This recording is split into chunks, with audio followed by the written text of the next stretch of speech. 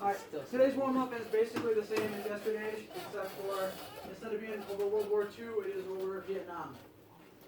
So, you'll find that on Google Classroom. There's a post. Click on the post, pull up the Google Doc, answer the 3 questions on the table. Nothing much different than yesterday, just different war. Tomorrow we will do the Persian Gulf War, and then Monday we'll kind of discuss all 3. What you guys thought?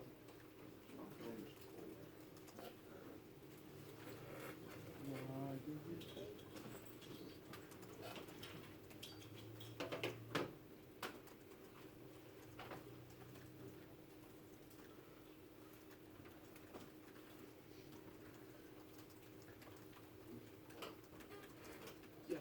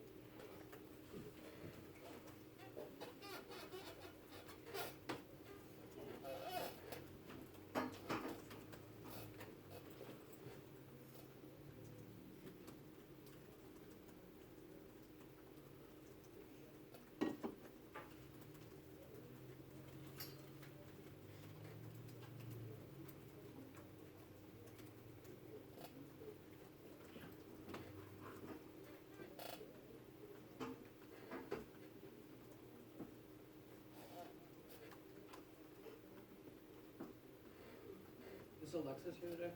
Made it? Bless you. No, sorry. No, Alexis? What is that? Slit. Mine's it.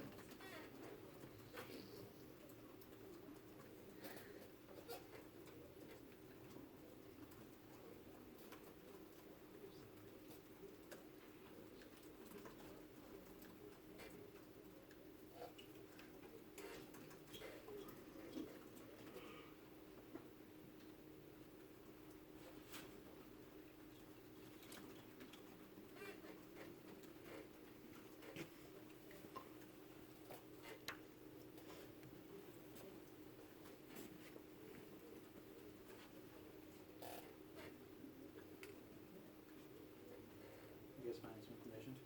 Yep. Anybody struggling to find information? Or is it pretty easy to find it?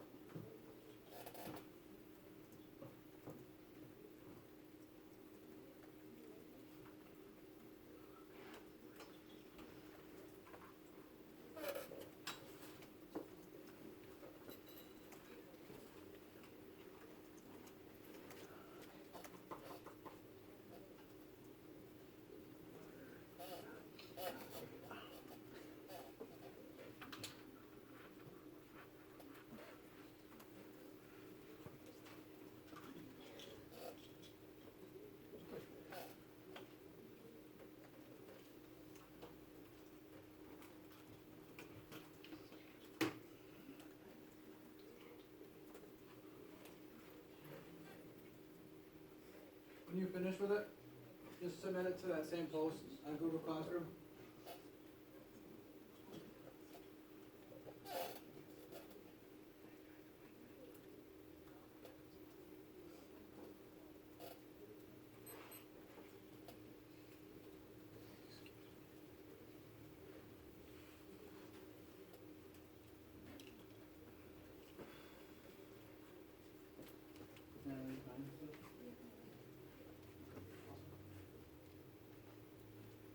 Show of hands, who has done and submitted it already? Okay, about half of you, close to half.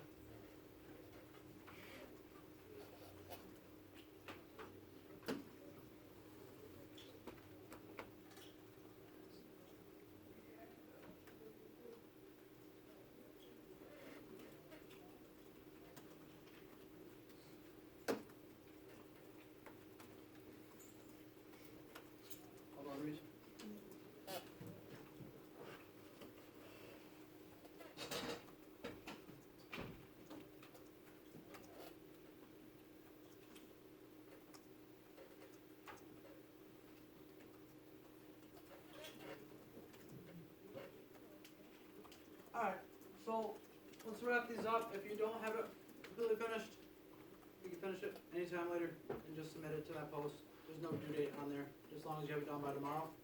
And let's get out our notes from Tuesday. We left off with Desert Shield. I think we got into it a little more than the first hour. We just got a little bit left to cover. And then we'll start on Desert Storm.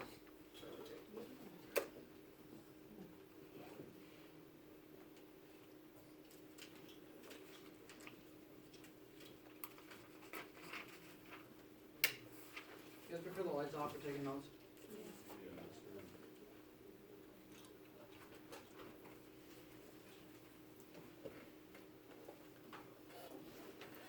Is anybody not here Tuesday?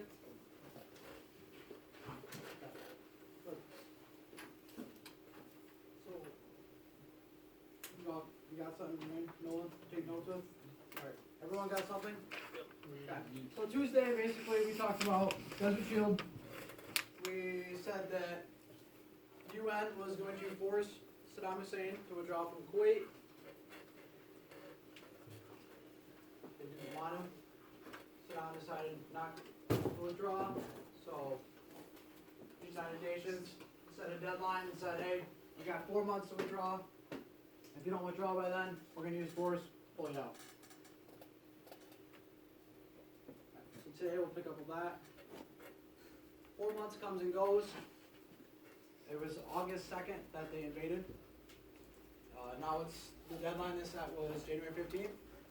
And January 15th comes up. And Saddam Hussein decides, not gonna do it. You guys remember what, instead of pulling his troops out, what he did do? What did Saddam do instead of withdrawing during those 4 months? Logan? He brought more troops in. Brought more troops in. Right. So he started with around 100,000 troops. In those 4 months, he added a lot more troops, about tripled it. So it's around 300,000 troops.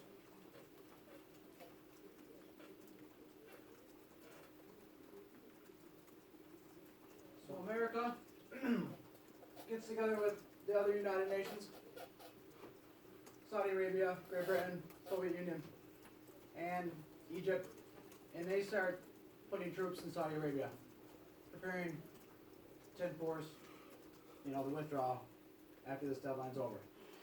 So in Saudi Arabia, we got 700,000 allied troops. Allied troops meaning it's a mix of troops from all the different members of this coalition. However, a vast majority of those troops was actually American. So about 500,000 of the 700,000 were American troops. It's hard to find some pictures of this, but this is an authentic photograph of Desert Shield, of these troops in Saudi Arabia. Pretty nice picture. They're not going to war yet. They're all just kind of hanging out, preparing, probably doing some exercises, practicing what they're going to do.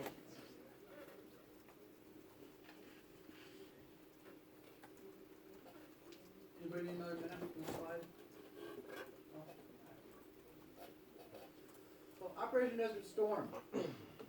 January 15th was that deadline. Once it came and went, Operation Desert Shield is no longer. It becomes Operation Desert Storm. Now, unlike the Vietnam War, this had a lot of support. The public, American public supported this use of military force, as well as Congress. Some polls will show you that 75% of Americans support the decision to use military force by any means necessary to get Saddam to withdraw from Kuwait.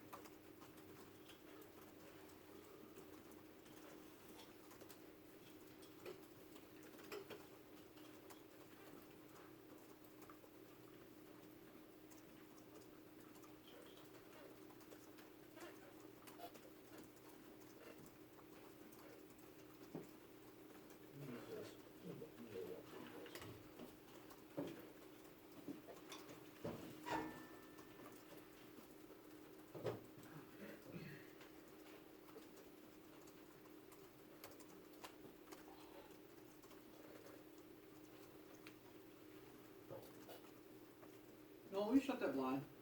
It's a little glare over the side. Just twist that little stick. Much better.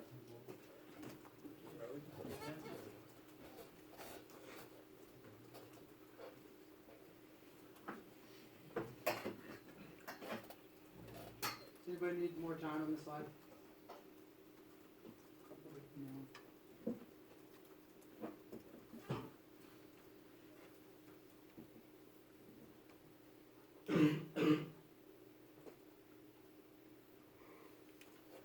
Alright, so January 16th, this actual Operation Storm, it begins. Now, it was technically the 16th for Americans, but it was also the 17th for Iraq. It's a little different time zone, and it was really late at night, so it's kind of like right there where it's enough to change the day. But regardless, 16th, 17th, either one is fine. This operation was conducted by an international coalition under the supreme command of U.S. General Norman, and you guys are much better at saying that last name than me. Logan, you want to remind us what that was? Norman Schwarzkopf. Schwarzkopf. He was an intimidating looking guy from the picture Tuesday.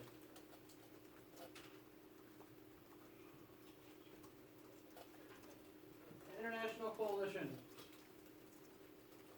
That includes forces from 32 different nations, some of those being Britain, Egypt, France, Saudi Arabia, and Kuwait. Now in a video that we'll see today, you'll hear a number, I think it says 28, and then another video we hear, I think it says like 39 or 34. So, I don't know if maybe they just added more as it went on, or what, but it's somewhere in that ballpark of 30-ish.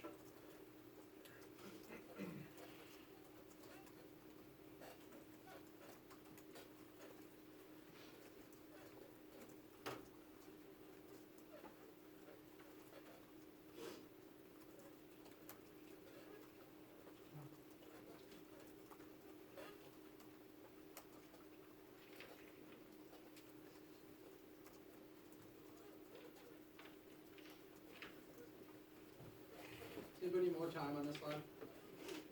Yeah.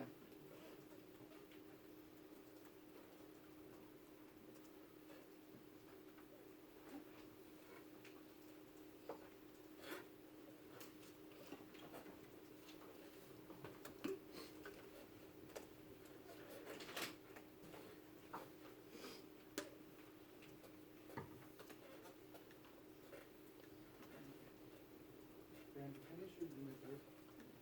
Pass these out to everybody. You're gonna need a sheet of paper and a pencil. If you have a sheet of paper, it's good. You don't. I got one here. If you don't, Brandon and I are gonna pass them out.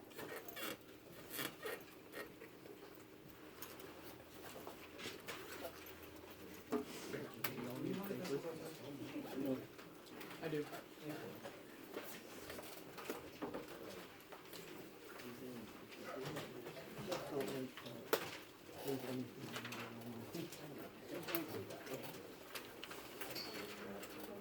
Alright, so brief overview of this Operation Desert Storm. It's a massive US-led bombing of Saddam's armies in both Iraq and Kuwait.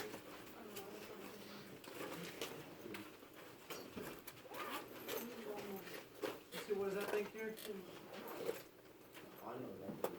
That is a aircraft carrier.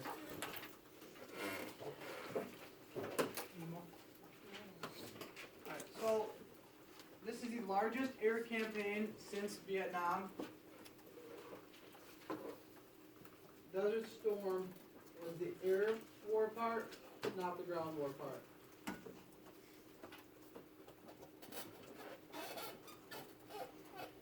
So there was a lot of, this here is one of these aircraft carriers. You'll see a lot of fighter jets on them and some bombers. These were stationed out in the Gulf. On your guys' map, you'll see Kuwait has that coastline right along the Persian Gulf.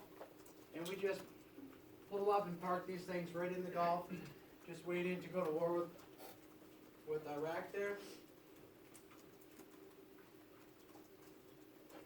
And we started launching fighter jets from Saudi Arabia and off of these aircraft carriers, both United States and British carriers.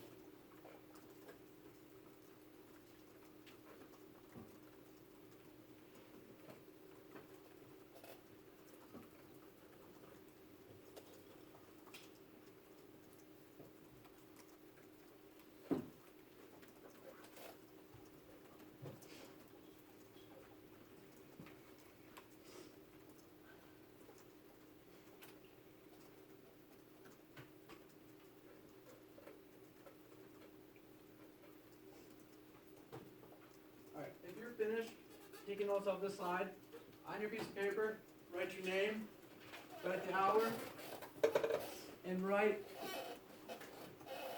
down this right here. I can turn on the light if we need to. President Bush says, this will not be another Vietnam. Our troops will not be asked to fight with one hand tied behind their back. What does he mean? We're not answering it right now. Let's write it down.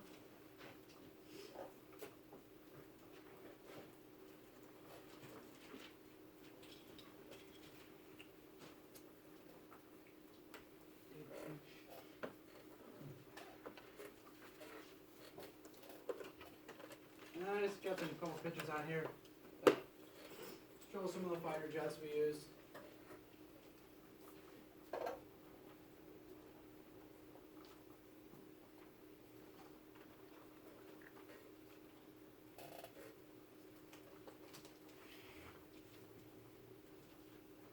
Alright, so what happens is the deadline comes and goes, and now we are going to, Saddam Hussein says we're not pulling out, so now we're going in there to remove him by force. So that night that we first went over there, we started, sending fighter jets in. President Bush gets on the TV, on the news, and talks to the American public. He addresses the nation, tells them what's going on, tells them why, gives them some background, and then he says something that I thought was very interesting. This will not be another Vietnam. Our troops will not be asked to fight with one hand tied behind their back. So we're going to watch this clip of him addressing the nation. You guys will listen to it and try to make an understanding out of what he means when he says this. Everybody have it written down? Yeah.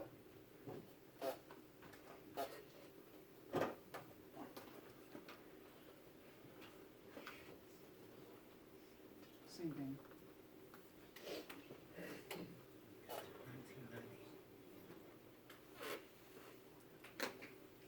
That actually said to me. Just 2 hours ago, Allied air forces began an attack on military targets in Iraq and Kuwait. These attacks continue as I speak. Ground forces are not engaged. This conflict started August 2nd, when the dictator of Iraq invaded a small and helpless neighbor. Kuwait, a member of the Arab League and a member of the United Nations, was crushed. Its people brutalized. 5 months ago, Saddam Hussein started this cruel war against Kuwait. Tonight, the battle has been joined. This military action, taken in accord with United Nations resolutions and with the consent of the United States Congress, follows months of constant and virtually endless diplomatic activity on the part of the United Nations, the United States, and many, many other countries. Arab leaders sought what became known as an Arab solution, only to conclude that Saddam Hussein was unwilling to leave Kuwait.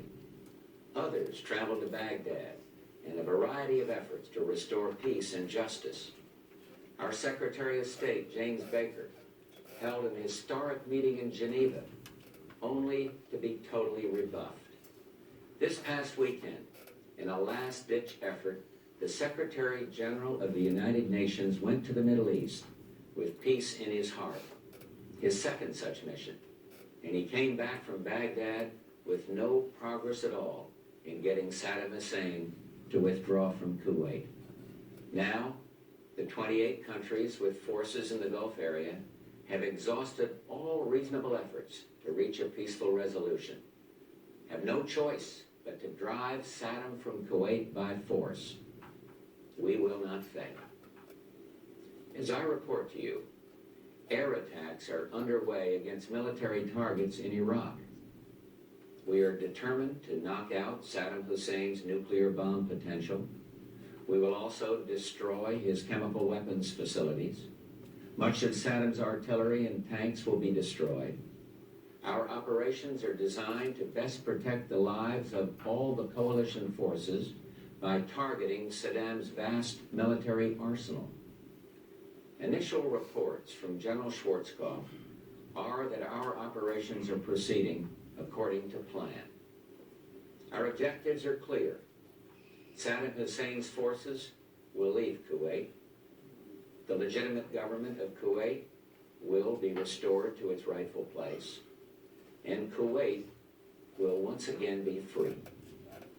Iraq will eventually comply with all relevant United Nations resolutions, and then, when peace is restored, it is our hope that Iraq will live as a peaceful and cooperative member of the family of nations, thus enhancing the security and stability of the Gulf.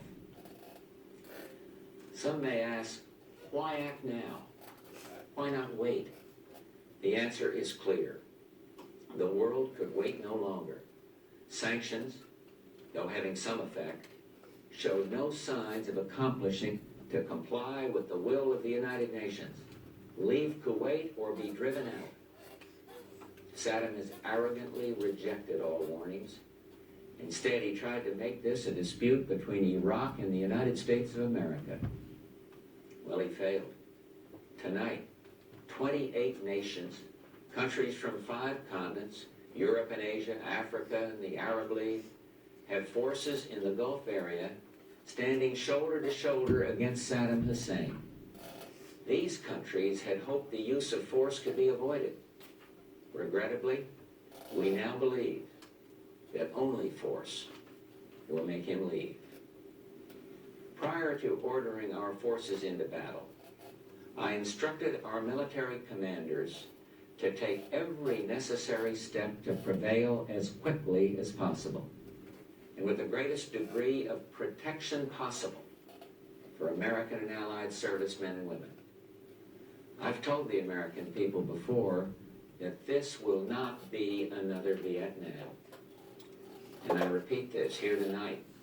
Our troops will have the best possible support in the entire world, and they will not be asked to fight with one hand tied behind their back. I'm hopeful that this fighting will not go on for long, and that casualties will be held to an absolute minimum.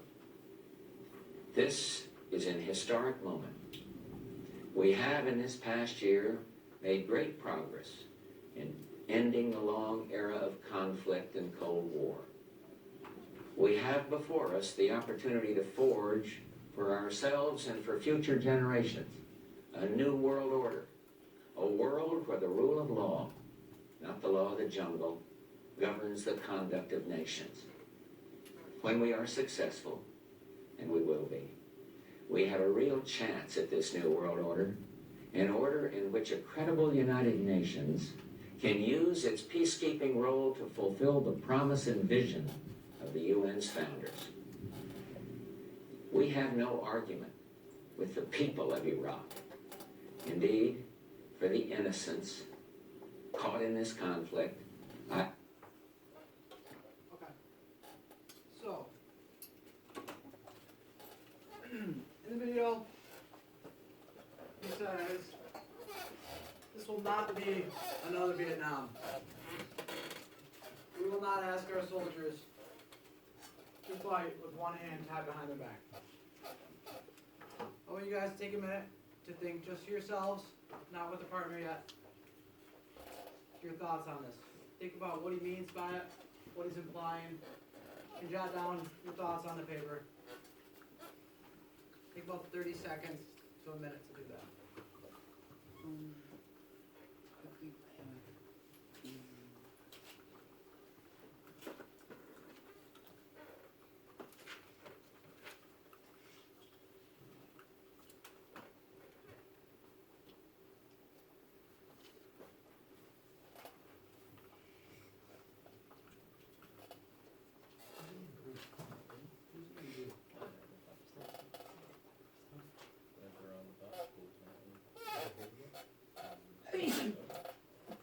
Hey! Do you have something? Do you think about this? You can write that.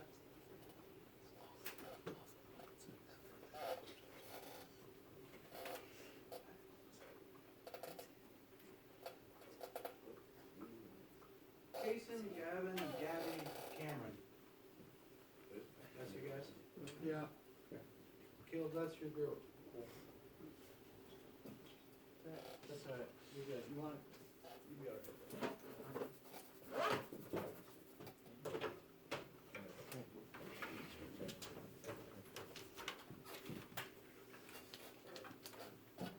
Alright, so everyone's got something down on their paper? Except for, okay, you got something, that's good. Alright, take about 2 minutes, I want you guys, so one at a time, you're gonna share with your people at your table what your thoughts are on it. We're gonna start with the youngest person at the table, then we're gonna move clockwise around.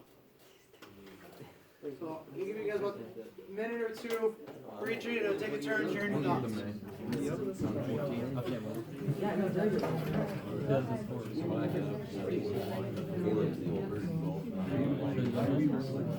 Gavin, he's older than us. Gavin,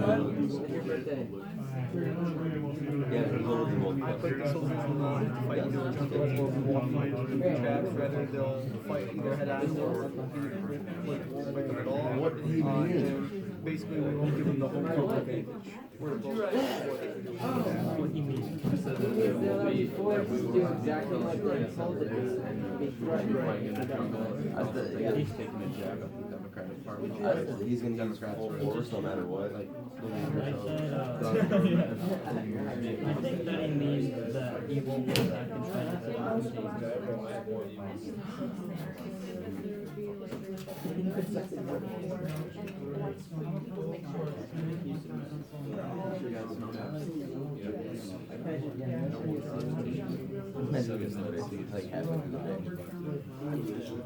It's just like 12 p.m. Like, okay, we're having this night.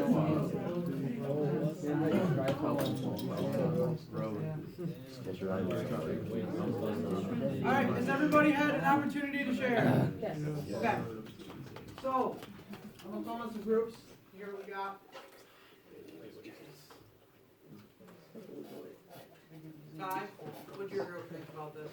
So basically we thought about how we won't be fighting in like a jungle, we won't have to worry about civilians as much, we won't be like going to kill civilians or be sent off search and destroy missions. Instead, we're sending in an Air Force to take care of the area, to make sure that when we do go in, it's safe for the ground troops to go in and fight. Okay. So it's gonna be a lot more coordinated and effective, probably shorter, not so drawn out. Okay. Cameron, what'd your group have to say? I said, I think that he means that he won't hold back in fighting Saddam Hussein's forces. Okay, you're onto something there. You're saying he won't hold back, so you're saying that in the Vietnam War, we were holding back military-wise? Well, pretty much. Because we didn't want to hurt the civilians. You want to explain? Okay, what would you say if somebody said to you, well, we dropped 6 million tons of bombs and killed millions of civilians? We were holding back at first. And then That's a fair argument. In fact, I'm gonna bring up the same argument after this. What else we got? You guys had a pretty similar answer to Ty, right? Does anybody have anything different that we haven't heard yet? Well, We said like the Vietnam War was a draft and they were forced to fight, but they're not forced, you know, people weren't forced to fight this way, they had a choice. Very good point. Now that the draft's abolished, this is voluntary military. So everybody's in there and in support of this war. A lot of people in Vietnam was not in support of what they were there doing. Here, they are supportive and patriotic and proud. And they got the, you know, support of the public, they got support of Congress. It is a different dynamic. Jason, do you have something to add? You just covered it. Start with- Yeah, Jeremy? Also, at the same time, in the case of Vietnam, we didn't have a very good intel, which is why civilian casualties happened a bit more, because we didn't know who was the enemy and who wasn't. In the case of the Gulf War, we'll know who is the enemy and who isn't.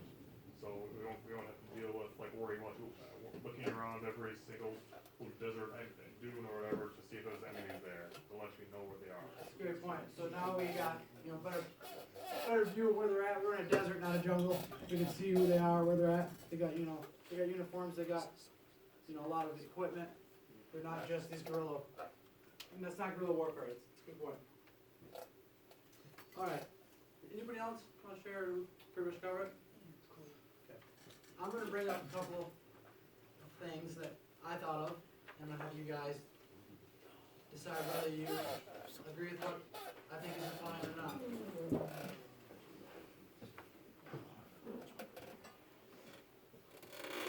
Okay, so when he says our troops will not be asked to fight with one hand tied behind their back, to me it seems like he's implying that when we fought in the Vietnam War, our troops were fighting with one hand tied behind their back.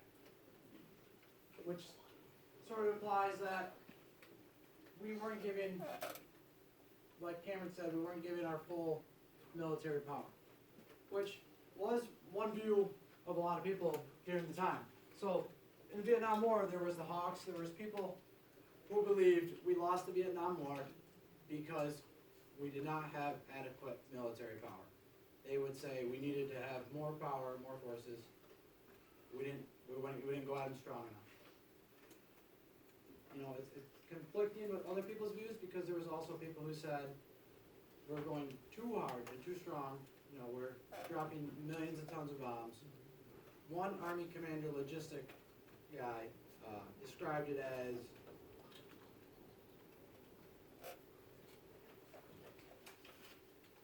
devastating conventional firepower, unparalleled in military history. So there was different views. People thought it was too much. Some people, a lot of people actually thought we weren't doing enough.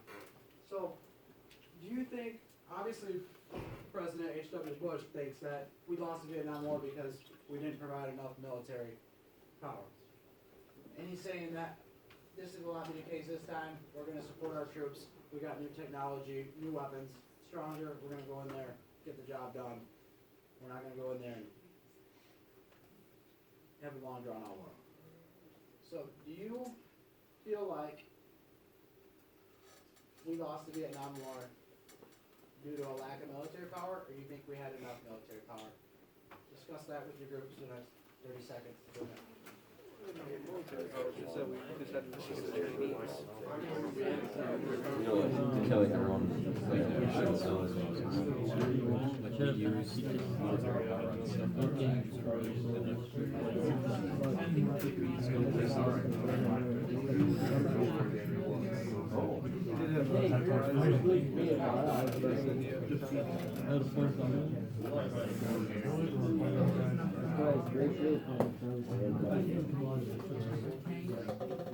I've met some pretty cool civilians. They didn't move. What do you guys think?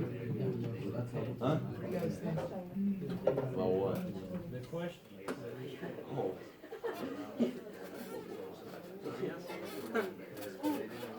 Good. Too much military. Alright, so, what's the consensus? What are we thinking? Who agrees with Bush and these Hawks that we lost Vietnam because we did not provide adequate military power force? Who would say that is true? Nope. Nobody agrees. No. Alright. Who everybody disagrees on, let's take it? Yeah. Alright, let's hear some reasons for disagreeing. I feel that we had enough military power in Vietnam. I just feel like we didn't really use it effectively. We didn't use it effectively? Okay. You wanna just elaborate on that a little bit? Maybe someone help them out on how we didn't use it effectively? Cameron? Like, we didn't use the right people or people with the right mindsets. Like, they were killing the civilians in My Lai. Okay. Other opinions?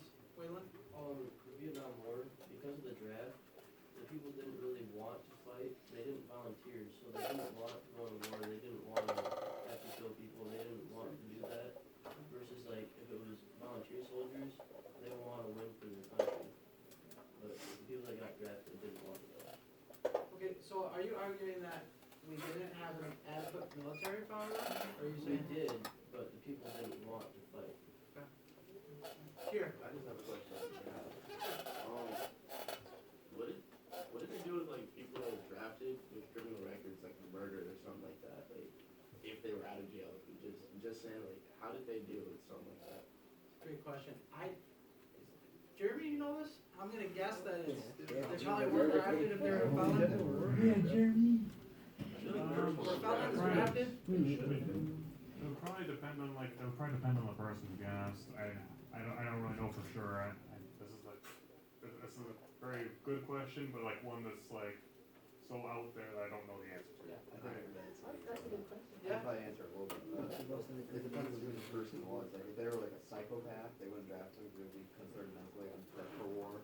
Okay. But if it was someone who's committing like a first-time felony charge or something, and serving time, they might draft them. Imagine if they had probably higher than you. I would agree with what you said. That's probably what I would say too. I'd say, depends on the crime. Okay, so, we're gonna move on to storms and how it happened. Does anybody know what our first steps taken were to start this Operation Desert Storm? Right now? Well, I think you guys are gonna dig this. It's kinda cool. We got like a 3-minute clip of the actual footage, but I'm gonna hype it up a little bit, because it is pretty cool. So, there's like this, where our helicopters were, you guys ever heard like an Apache helicopter? Yeah. At the middle school career day, they brought one there, remember that? They did what? When I was in middle school here, they had an Apache come and land right there on the playground, like in the side area. Yeah, we did that. You did that, you guys go check it out? What? It's like an Apache helicopter is like a really kick butt helicopter, they're awesome. Yeah, and they're huge and they're awesome. So what happened was, night one, our first move, pretty well coordinated. We had 8 Apache helicopters, led by 2 Pablo helicopters. Okay, so they're got a 200-mile stretch of desert between them and Iraq, or Kuwait. And they can't just send all their jets over there first thing and start bombing, because what would happen? We just sent all our jets over there and start bombing, you have an idea what happened? Civilian casualties. Well, we'd be caught. There's radars, so we would get caught. The Iraqi had radar defenses, and they would see us coming, and they would shoot us down. You know, we'd have a lot of casualties on our side. So what we did was we snuck over there. We took 8 Apache helicopters, 2 Pablos, first thing. Flew 50 feet above the ground for 200 miles, about 100 miles an hour. Went over there, it took us 2 hours to get there, in the dark, it's like almost 3 in the morning. And flew over there with like no radio talk, no communications, no lights. It was just pitch dark. And we couldn't have the communications because the radars were detected. So they fly over there, and then they get like 5 miles out, and they're just hovering and checking it out and making sure like no one's attacking them. And then all at once, they just light up all these radar defenses. Like they have it all mapped out, like where these are, and they're just blasting. And it's pretty cool. It took like, I think 4 minutes or something like that, to just destroy all these. Then they start heading back, 50 feet above the ground, creeping back. And like 5 minutes into it, you see, someone described it as a traffic jam of fighter jets coming in, hundreds, like I think 900 of them, all just hauling over there to go inland. Because once they got rid of the radar, they had like this, area of sky where they can go in undetected. So we got actual footage of it going down. I've seen a few That's the city.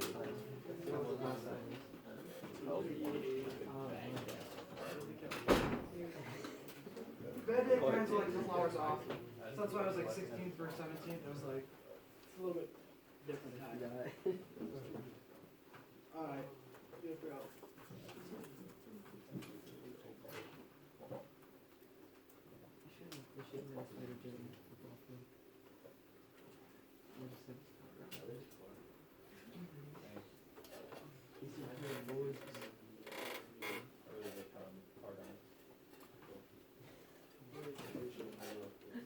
Saddam Hussein sends his army into neighboring Kuwait. Its oil fields are rich for the taking, and Hussein may have his eye on Saudi oil too. Saudi Arabia quickly gathers its allies. The 39-nation coalition is the largest since World War II.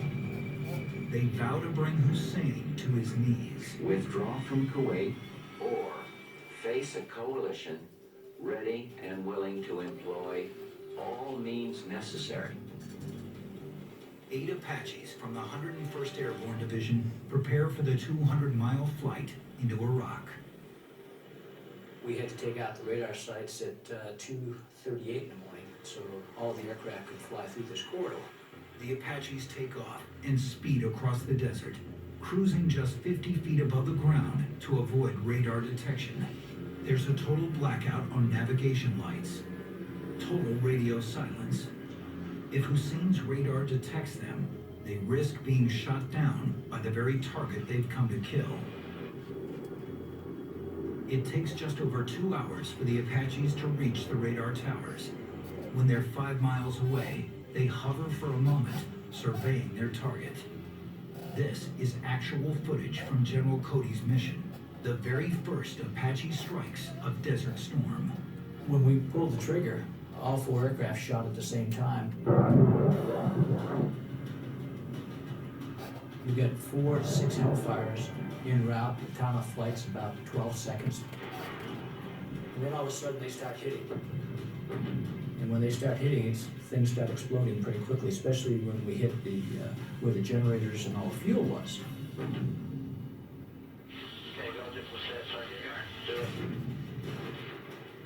About 4 kilometers, we started opening up with the rockets that had the flechette rounds, and that was to take out the air defense guns that were out in front. And then as we got closer, we'd open up with the 30 millimeter and finish off the job. It's 4 minutes of mayhem with 100% destruction. We put in excess of about 40 Hellfire missiles on the target, a couple hundred flechette rockets, and a lot of 30 millimeter, and then broke and threw a little level back. Destroying the radar towers opens up a piece of the sky 20 miles wide. About 5 minutes into the flight back, we could see the jets coming in right over our head. And that's how the air war started. Over 900 coalition aircraft make their way into Baghdad. Safe passage, courtesy of the Apache.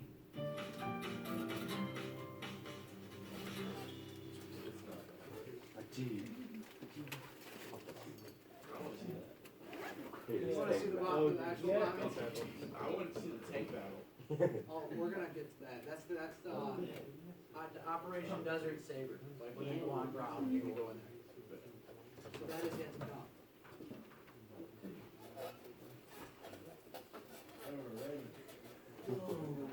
Alright, so back to notes. I think we're almost done with notes. All evening, aircraft from the U.S.-led military coalition destroys targets in and around Baghdad. You don't have to write all this down, by the way, just a couple of low points. going through all this. The world watched the events transpire on television footage transmitted live. So they got to watch this live on the news, all this going down. Now, I was gonna play some of this news footage, but like everything I found is like 5 hours, 6 hours long, and I would have to like pick through it. It was too much. So I grabbed a picture. What the TV screen would look like. Yeah. Just read something along the lines of people watch this live, the bombings of Baghdad.